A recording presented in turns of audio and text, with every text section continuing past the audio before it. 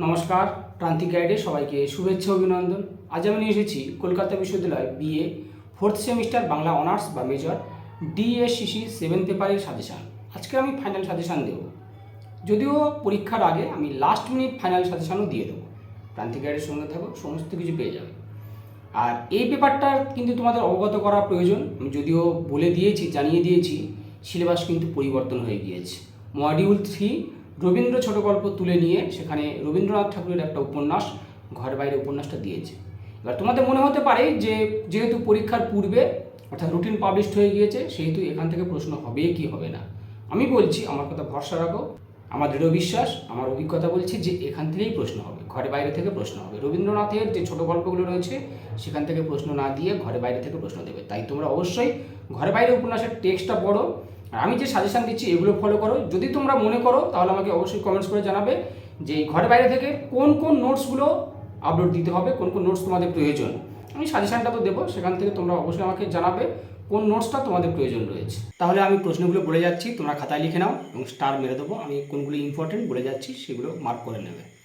আর টেক্সটগুলো অবশ্যই পড়বে, কারণ কথা সাহিত্য অর্থাৎ উপন্যাস যেগুলো রয়েছে খুব ভালো করে টেক্সট পড়ো।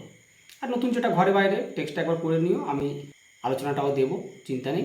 আর যদি তোমাদের নোটস প্রয়োজন হয় সমস্ত পেপারগুলো, তাহলে স্ক্রিনে দেওয়া নাম্বার যোগাযোগ করবে। খুব স্বল্প পারিশ্রমিকে আমি নোটস প্রোভাইড করি। আর যারা অনলাইন ক্লাস করতে চাও যোগাযোগ করবে। তাহলে লিখে নাও, প্রথম রয়েছে কপালকুণ্ডলা, বঙ্কিমচন্দ্র চট্টোপাধ্যায়ের। টেক্সট অবশ্যই পড়ো, কারণ 5 নাম্বার এবং 1 নাম্বার কিন্তু লাইন তুলেই হয়। এখানে প্রথম প্রশ্ন নবকুমার চরিত্র। নবকুমারের চরিত্রটা লিখে নাও। কপালকুণ্ডলা চরিত্র আর মতিবিবি চরিত্র, 3টে চরিত্র সুপার করে নাও। 3টে চরিত্র কপালকুণ্ডলা, নবকুমার, মতিবিবি। তারপরে লিখে নাও কপালকুণ্ডলা উপন্যাসটি কোন শ্রেণীর রচনা, যুক্তিসহ আলোচনা করো। অথবা কপালকুণ্ডলা উপন্যাসে ইতিহাস অংশের তুলনায় রোমান্স প্রাধান্য পেয়েছে, মন্তব্যটি বিচার করো। অর্থাৎ কপালকুণ্ডলা উপন্যাসটা ঐতিহাসিক উপন্যাস না ইতিহাস আশ্রিত রোমান্স উপন্যাস, কোন শ্রেণীর উপন্যাস সেটা আলোচনা করতে হবে, লিখতে হবে। তারপরের প্রশ্ন লিখে নাও কপালকুণ্ডলা উপন্যাসে প্রকৃতির ভূমিকা বা অতিপ্রাকৃত উপাদান। প্রকৃতির ভূমিকা ও গুরুত্ব। কপালকুণ্ডলা উপন্যাসে প্রকৃতির ভূমিকা ও গুরুত্ব। কপালকুণ্ডলা উপন্যাসে প্রকৃতির ভূমিকা বা গুরুত্ব বা অতিপ্রাকৃত উপাদান, এটা অবশ্যই করবে। আর কপালকুণ্ডলা উপন্যাসকে ঐতিহাসিক উপন্যাস বলা যায় কিনা তা আলোচনা করো, বা এর মধ্যে ঐতিহাসিক উপাদান, ইতিহাসের উপাদান কতটা রয়েছে তা আলোচনা করো। কপালকুণ্ডলা উপন্যাসের মধ্যে ইতিহাসের উপাদান কতটা রয়েছে তা আলোচনা করো। এর গঠন কৌশল আমি বলবো নবকুমার চরিত্র, কপালকুণ্ডলা চরিত্র আর মতিবিবি চরিত্র, এই 3টে চরিত্র খুব ভালো করে করো। আর নিয়তির ভূমিকা, এই 4টে, আর ইতিহাসের উপাদান, ব্যাস এই কটা করলে আমি আশা করছি 2টো কোশ্চেন অবশ্যই কমন পাবে। আর আমি তো লাস্ট মিনিট ফাইনাল সাজেশন দেবো, সেখানে এর থেকে আরও কমিয়ে দেবো, চিন্তা নেই। এবারে রয়েছে আমাদের পদ্মা নদীর মাঝি মানিক বন্দ্যোপাধ্যায়। এখানেও চরিত্র করলে একটা সুবিধা হচ্ছে, তোমাদের সহজভাবে সবাই লিখতে পারবে, আর বিশেষ করে যাদের টেক্সট পড়া রয়েছে। তাহলে কুবের চরিত্র, কুবের মালা কপিলা অবশ্যই করতে হবে। অনেক সময় দুটো একসঙ্গেও দিয়ে দেয়, দুটো চরিত্র আলাদা আলাদা আসে, আবার মাঝেও দিয়ে দেয় অপ্রধান চরিত্রগুলো। তাই কুবের চরিত্র, মালা চরিত্র আর কপিলা চরিত্র, কুবের মালা কপিলা। পদ্মা নদীর মাঝি উপন্যাসে ময়নাদ্বীপের ভূমিকা আলোচনা করো। পদ্মা নদীর মাঝি উপন্যাসে ময়নাদ্বীপের ভূমিকা, এটা করবে।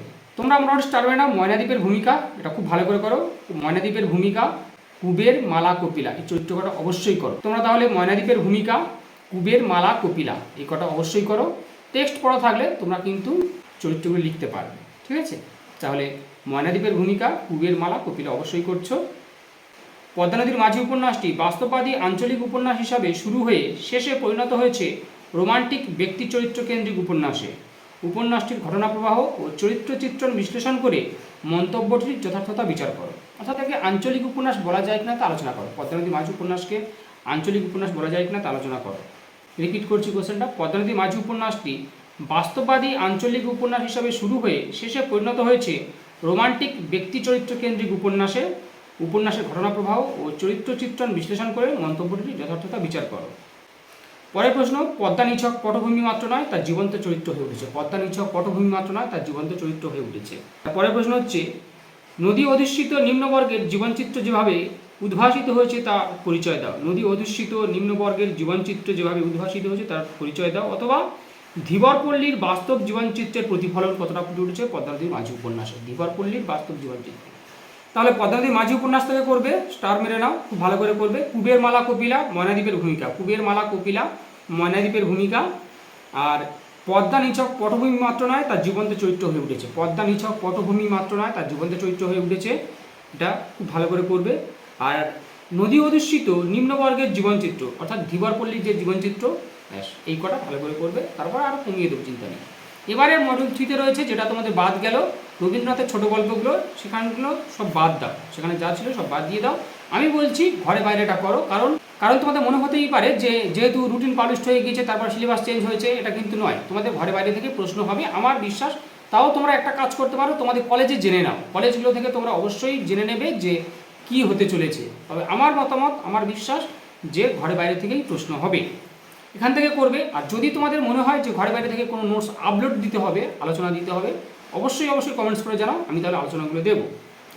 দেশপ্রেমের আলোকে ঘরে বাইরে উপন্যাসের সার্থকতা বিচার করো। দেশপ্রেমের আলোকে ঘরে বাইরে উপন্যাসের সার্থকতা।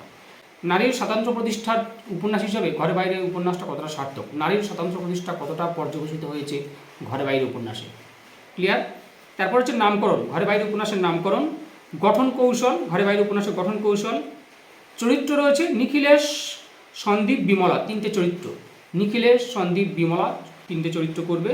আর এটা করলে কি হবে, তোমাদের যে 3জন চরিত্র, এদের সম্পর্কে যেটা টানাপোড়েন, এদের সম্পর্কে টানাপোড়েনটা করবে। অর্থাৎ সম্পর্কে টানাপোড়েন নিখিলেশ, সন্দীপ, বিমলার চরিত্রের মধ্যে কতটা ফুটে উঠেছে, এই 3 চরিত্রের সম্পর্কে টানাপোড়েনটা করবে।